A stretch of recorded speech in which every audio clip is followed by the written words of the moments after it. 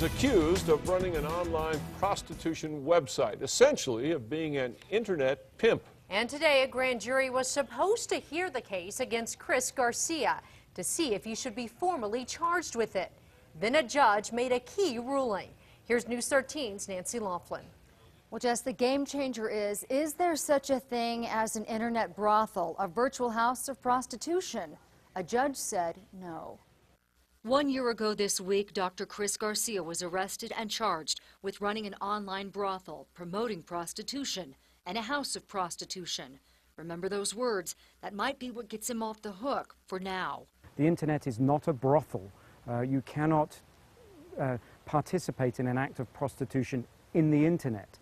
It simply isn't a house of prostitution. Matthew Coity is the vice president of the New Mexico Criminal Defense Lawyers Association. He is not Garcia's attorney, but says what happened with Garcia's case today was unusual. News 13 obtained the court records that show what went down.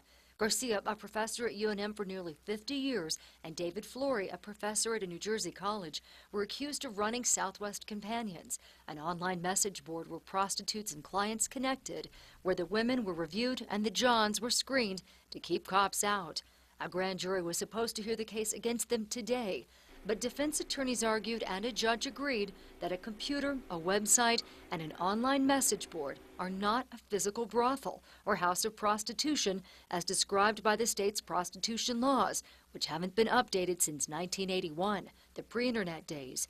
So the case has now been indefinitely delayed. Connecting people to do whatever they want to do is not illegal. It never has been. Court records show that Flory's lawyer wrote, quote, "Let's assume for purposes of this motion only that Flory did run the message board. It wasn't criminal." And defense lawyers have maintained both men never got any money for Southwest Companions, so they weren't pimps. Now, this does not mean that Garcia is out of trouble. He could still be indicted on lesser charges, and prosecutors could appeal the judge's decision. Garcia's attorney told me he does not want to comment on this case until it is over. Back to you.